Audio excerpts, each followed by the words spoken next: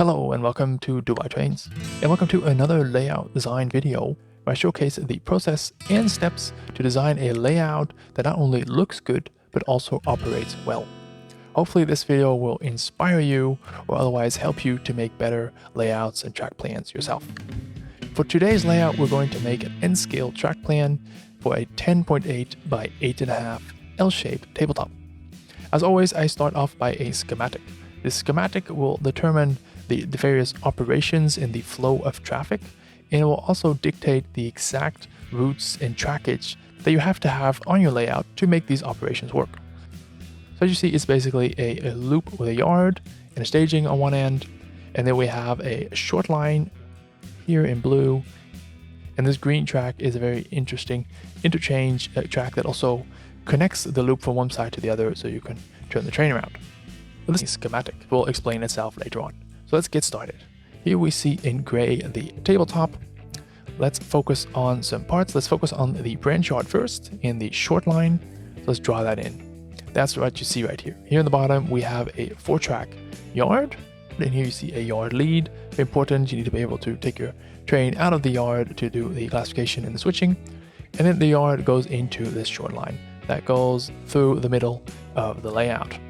For operations, this runaround here is the most important because on this short line we have, coming from the yard, 1, 2, 3 trailing point spurs, and we have 1, 2, 3 facing point spurs. So the client wanted a logging and some lumberyard activity on the layout, so I thought that would fit in nicely right here. Following history a bit, he also wanted a railroad street or a main street with the train track next to it, so that is a scene that would fit nicely here. Normally I would cut up this long stretch. I wouldn't have one long stretch through the layout, but with this railroad street, these two elements really complement each other. And at the end of the short line, we wanted a brewery facility and a quarry. So the brewery consists of 1, 2, 3 buildings, being the power plant, warehouse, and bottling facility, and the quarry is right here in this section. So let's continue with the piece of track that goes from the yard to the staging. This will be for the eastbound traffic on the main line, and that is filled in like this. Now, the big challenge with a tabletop design is your reach. You cannot reach that far to the back end of this table, so you always need to keep that in mind when placing track and deciding the shape of the tabletop. So for the staging, that's exactly what we did. We put the staging in this bend. So these turnouts here are more or less still in reach either from the bottom side or here from the inner side of the layout. I could extend the staging all the way to the back or have it on the back wall, but then you can just basically not reach it at all. Looking at the scenery, this is a very rural set layout. So these hills here fit naturally, and we decided to cover up a part of the staging, just otherwise it's too much tracking for this rural setting. And the brewery fits very well with all these 4 tracks that have a little bit more of a semi-rural industrial feel. And the quarry lends itself very well to go vertically in a short distance to get the scenery over the track. So next step, let's close the loop so we can also have a westbound traffic from the yard to the staging.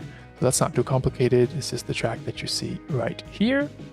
Looking at the scenery of this main line, here on the left side is going to be a very nice feature with this creek. So the main line actually crosses the creek and hugs one side of it, and the short line hugs the inside of the creek.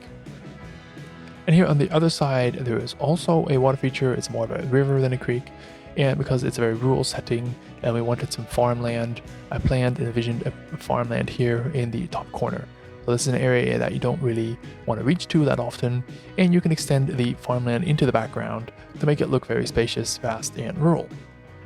And now, because we have a yard, we have east and westbound traffic, and we have the short line, we need one more very important piece of track. Because if you now classify the yard and you pull the string of cars all the way on this piece of track, then basically you block the entire layout. So that's why here you want to have a double track that goes all the way around the yard that bypasses it.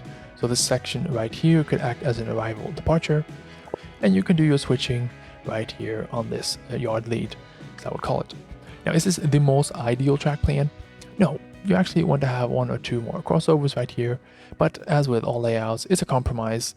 But I thought this is the most elegant compromise and to have an operational layout as well. So now that's settled, let's add some more industries. and I added 1, 2, 3 spurs for that. So here in the south, we can have a lumberyard or wood processing facility that complements the logging facility, so that fits nicely. And here on the other end is also a very rural setting with some buildings scattered around to have maybe some kind of like farm equipment supplier or something in that context. Now you can make these structures from ABR Modelworks.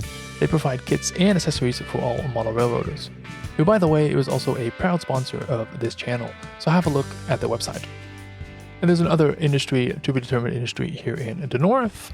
And here we have an interesting spur, which is a team track, which actually leads to the back of the main street, right here with the buildings. So the railroad street is actually connected to the main line as well with this team track. So now we got that covered, just to generate some more traffic and activity on the layout. Next up is the passenger station and a passing siding. So this is placed here in the north side of the layout. This passenger station doesn't have that much switching and activity, so you don't need to reach in there. The station would be here on this side. You could have a platform in the middle to serve both tracks. And here's space for a rural industry, let's say a creamery for milk, or maybe a grain silo. So now comes, I think, the most important piece of track when it comes to operations, and that is this green curve that connects one end of the loop to the other end and also to the staging. So as you see, that is drawn in right here. Let's call this the transfer track or the interchange track. So with the operations on this section of track, you can actually spot cars that another engine will pick up and pull into staging from a different railroad, or you can kick them all the way into staging yourself. This one piece of track right here gives so much flexibility, and also the option to turn your train around if you want to do so, or to send it out and back. Now there's one more section that we didn't cover, and that's right here, a very small engine facility. So it's basically 2 tracks where you can have a fueling depot and you can store your locomotives, and there's an extra storage track here maybe for some maintenance of way equipment as well. This is the entire layout, as you see. 2 things to note: we already talked about this creek here on the left side of the layout, and look at all those bridges, 1, 2, 3, 4. That's going to be a nice creek. And then here we can have a wooden trestle as well. And on the right side is a more of a river shape, a wider river that ends into a lake right here. And again, bridge galore. We have 1, 2, 3, 4 bridges right there. Now, if you're interested in this design, have a look on my Patreon, where you can get much more like the layout schematic, the drawing of the part numbers, the suggestion how to put it all together, all the bridges options, and much more on my Patreon. And by becoming a member, you also support the channel. So thank you very much for watching, and that's all for today. Bye bye.